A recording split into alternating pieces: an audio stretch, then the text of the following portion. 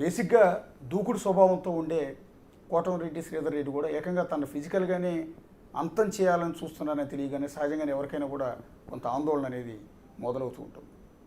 So ఈ సందర్భంలో కోటమిరెడ్డి ఏం చెప్పబోతున్నారు, సో దాని గురించి మనతో మాట్లాడదాం. ముందుగా ఫస్ట్ ఆఫ్ ఆల్ మీతో మాట్లాడేటప్పుడండి ఎంటైర్ ఇష్యూకి కాంట్రవర్సీకి మూల కారణమైన రౌడీ షీటర్లు మిమ్మల్ని హత్య చేయడానికి పథకరచన చేసిన వీడియో ఒకసారి ప్లే చేస్తాం, మీరు ఒకసారి చూడండి.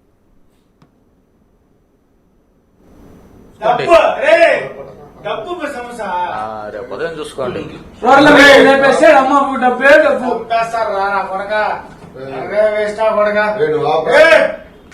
రేపు ఉదయం చూసుకోండి. కదా మా ఫ్రెండ్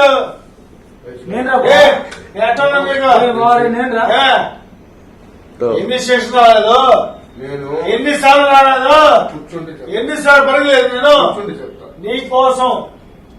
సరే ఉదయం చూసుకోండి. డబ్బు సమస్య రేపు ఉదయం చూసుకోండి.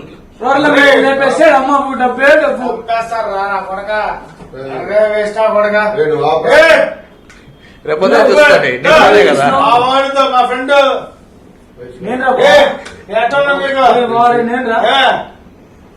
ఎన్ని స్టేషన్ రాలేదు, ఎన్నిసార్లు రాలేదు, ఎన్నిసార్లు పడలేదు నేను.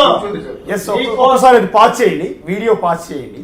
ఒకసారి ఆ వీడియోలో ఉన్న వాళ్ళు ఒక్కసారి శ్రీధర్ రెడ్డి గారు, ఇప్పుడు ఆ వీడియోలో కనిపిస్తున్న వ్యక్తులు మీకు ఐడియా ఉందా? ఒకరిద్దరు తెలుసు. ఒకటి జగదీష్ అండ్ మహేష్ అండ్ వినీత్. మేము చెక్ చేస్తే అక్కడ నెల్లూరులో వీళ్ళ పేర్లు, వీళ్ళ మీద రౌడీ షీట్లు ఉన్నాయని చెప్తున్నాను. వీళ్ళంటే టచ్లో ఉండేవారు మీకు? ఈ జగదీష్ అనే వ్యక్తి మొన్న ఎలక్షన్లో కూడా నాకు వ్యతిరేకంగా వైఎస్ఆర్ కాంగ్రెస్ పార్టీకి పనిచేశాడు. ఈ మహేష్ అనే వ్యక్తి నాకు వ్యతిరేకంగా వైఎస్ఆర్ కాంగ్రెస్ పార్టీ కోసం పనిచేశాడు మొన్న ఇటీవల ఎన్నికల్లో. దానిలో ఆ మూడో అబ్బాయి నా స్నేహితుడు కుమార్. ఈ అబ్బాయితో మనకి పెద్దగా సంబంధ బాంధవ్యాలు లేవు, కానీ వారి తండ్రి తెలుసు. మిగతా 6 మంది ఎవరో నాకు తెలియని కూడా తెలియదు, నేను ఎప్పుడు కూడా వినలేదు. ఏదైతే ప్రధానంగా ఆ తీవ్రమైన ఆరోపణలు చేస్తున్నారో, హెచ్చరికలు అంటే తాగిన మైకమా మరొకటే అది పోలీసు విచారణలో తేలాలా. వారిద్దరూ మొన్న ఎలక్షన్లో వైఎస్ఆర్ కాంగ్రెస్ పార్టీ కోసం పనిచేశారు. ఆ వీడియోలు, ఆ ఫోటోలు కూడా మీరు చెక్ చేసుకోవచ్చు. ఇప్పుడు ఆ వీడియోలో మాకు స్పష్టంగా వినిపించింది ఏంటి అంటే, రూరల్ ఎమ్మెల్యేలు లేపేస్తే డబ్బురా అని మంచం మీద పడుకున్న వ్యక్తి మీరు ఎవరైతే మీ స్నేహితుడు అంటూ ఉన్నారు, మీ స్నేహితుడు కొడుకు అని చెప్తూ ఉన్నారు, అతను అన్న మాట. ఇతనేమో మహేష్ అనే వ్యక్తి ఏమంటున్నాడు, ఎస్ డబ్బే కావాలరా లేపేద్దాంరా అన్నట్టుగా ఇతను మాట్లాడుతున్నాడు. అరే నువ్వు ఆపురా అంటున్నాడు జగదీష్, రేపు చూసుకుందాం మాట్లాడుతూ ఉన్నాడు. అదే నేను అడిగేది, ఆ డబ్బు ఇస్తా ఉన్నది ఎవరు? ఆ వీడియోలో కేవలం ఒక కొన్ని సెకండ్ల పాటు వీడియో మాత్రమే బయటకు వచ్చింది. అంతకుముందు జరిగిన చర్చ ఏంటి, తర్వాత జరిగిన చర్చ ఏమిటి? ఒకటి అశోక్ గారు, ఒకటి మీరు అర్థం చేసుకోండి. మీ ద్వారా రాష్ట్ర ప్రజలను మొత్తం కోరుతున్నా, కాసేపు నేను తెలుగుదేశం పార్టీయా శాసనసభ్యుడినా కాదా ఇన్ని పక్కన పెట్టండి. రౌడీ షీటర్లు తప్పతాగి మాట్లాడుకున్నా వారు ఏ ఎమ్మెల్యే గురించి మాట్లాడాల, ఏ పోలీస్ అధికారి గురించి మాట్లాడాల, ఏ జర్నలిస్ట్ గురించి మాట్లాడాల, నా గురించి మాట్లాడారు. రూరల్ ఎమ్మెల్యేలను చంపేస్తే డబ్బు అన్నారు. ఆ డబ్బు ఎవరిస్తామని చెప్పారు. దీని వెనక ఎవరున్నారు తెలుసుకోవాలన్నటువంటి ఆకాంక్ష నా స్థానంలో ఎవరికి ఉంటుందా లేదా మీరే న్యాయం చెప్పండి.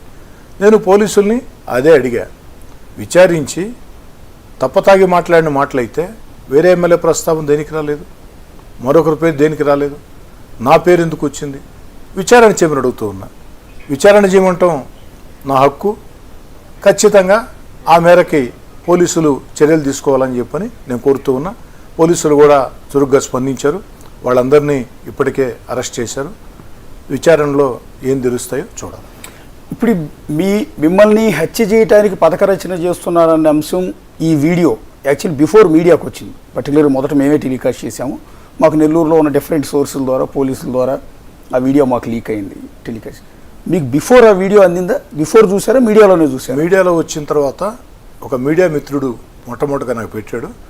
ఆ మిత్రుడు పెట్టిన 10 నిమిషాలకి అన్ని మీడియాల్లో కూడా వార్తలు, సోషల్ మీడియా వార్తలు నేను చూడటం జరిగింది. బిఫోర్ నా దృష్టికి ఆ యొక్క వీడియో అయితే రాలేదు. ఎక్స్పెక్ట్ చేశారా అసలు? మిమ్మల్ని బేసిక్గా మీరే పెద్ద రెబల్ అంటారు. కోటమిరెడ్డి అంటేనే చాలామందికి భయం కూడా. ఎందుకంటే మీ మాట్లాడే విధానం కావచ్చు, మీ అగ్రెసివ్నెస్ కావచ్చు, వీటి వల్ల చాలామంది మీరంటే భయపడతారు. అలాంటిది మిమ్మల్ని హత్య చేయడానికి ప్లాన్ చేశారని ఆ వీడియో చూడగానే ఒకటి మీ మాటల్లో ఒక్క మాట వెనక్కి తీసుకోండి అశోక్ గారు. నేనంటే భయపడతారంటే ప్రజా సమస్యల పరిష్కారం విషయంలో ఎంత పెద్ద అధికారులనైనా ప్రజల పక్షాన నిలదీస్తా. ఎవరైతే రౌడీలు గుండాలు ప్రజల మీద దౌర్జన్యం చేయాలంటే ప్రజల పక్షాన నిలబడతా, కాస్త గట్టిగానే ప్రశ్నిస్తాం. కాబట్టి నా రాజకీయ ప్రత్యర్థులు ఏమైనా భయపడతారో కానీ ప్రజల్లో నేనంటే భయం లేదు, ప్రేమ భక్తి అవి మాత్రం. నేను అన్నది ఆ ఉద్దేశం కాదు, మీ నియోజకవర్గ ఓటర్ల గురించి కాదు నేను అంటుంది. ఇలాంటి రౌడీ షీటర్లకి బేసిక్గా మీరంటే కొంత వణుకుంటుంది. అలాంటి రౌడీ షీటర్లే మిమ్మల్ని హత్య చేయడానికి పథకరచన చేశారు, మిమ్మల్ని చంపేద్దామని అంటున్నారు అన్న మాట వినగానే, ఆ వీడియో చూడగానే ఫస్ట్ మీ స్పందన ఏంటి అని? ఒక 2 నిమిషాల పాటు మాత్రం షాక్కు గురైనా, ఎందుకంటే ఎప్పుడు ఊహించండి. ఎందుకంటే అశోక్ గారు విఆర్ కళాశాలలో విద్యార్థి సంఘ అధ్యక్షుడిగా ఆనాడు విద్యార్థుల మీద 1986లో ఈ యొక్క నెల్లూరు నగరంలో ఉండే పేరు మోసిన రౌడీలు గుండాలు దౌర్జన్యం చేసి రౌడీని చేయాలని చూస్తే విద్యార్థులను సమీకరించి ఆ రౌడీల్ని తరిమి కొట్టినటువంటి, ఉరికించినటువంటి చరిత్ర నాది. నేను ఎప్పుడు కూడా రౌడీలకి భయపడే ప్రశ్నే లేదు.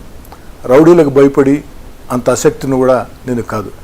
కానీ ఎప్పుడూ లేని విధంగా, ఎక్కడా లేని విధంగా ఏకంగా రౌడీ షీటర్లు రూరల్ ఎమ్మెల్యేని చంపేస్తే డబ్బే డబ్బు అంటున్నారంటే దీని వెనకే ఉంది. అది తెలుసుకోవాలని చెప్పి నేను కోరుకుంటున్నా. విచారణలో తెలుస్తాయి. అయితే నాకు కూడా అది ఆత్మవిశ్వాసమా లేకుంటే పొగురా, నన్ను ఏం చేస్తారులే, ఎవరేం చేస్తారులే అన్న ధోరణితో నేను ఉంటా వచ్చా. కానీ ఈ యొక్క వీడియో, ఈ సంభాషణ నాకు కూడా ఒక హెచ్చరిక. ఒక్కటి అశోక్ గారు, ఎవరైనా సరే మేము తెగించి పనిచేస్తామంటే దాన్ని నమ్మండి. ప్రాణాలంటే నాకు రెక్కలేదంటే అది సమంజసం కాదు. 80 సంవత్సరాలు బతికిన వ్యక్తికి కూడా మరో సంవత్సరం 6 నెలలు బతకాలన్న కోరిక ఉంటుంది. కాబట్టి ఖచ్చితంగా నేనైతే ఇప్పుడు కూడా ఆ యొక్క రక్షణ పరంగా చర్యలు తీసుకునే పరిస్థితి లేదు. కేవలం వైఎస్ఆర్ కాంగ్రెస్ పార్టీకి దూరంగా జరిగిన 16 నెలలు, అధికారంగా దూరంగా జరిగిన 16 నెలలు, నేరుగా జగన్మోహన్ రెడ్డి గారితో విభేదాలు ఉన్నప్పుడు నా యొక్క 4 గన్మెన్లలో 2 గన్మెన్లని ఆనాటి వైఎస్ఆర్ కాంగ్రెస్ పార్టీ ప్రభుత్వం తీసివేస్తే మరో 2ని నేనే వెనక్కి పంపించా. దీనివల్ల నేనే మానసికంగా భయపడినని. ఆ రోజు మాత్రం కాస్త కొన్ని రక్షణ చర్యలు తీసుకున్నాం.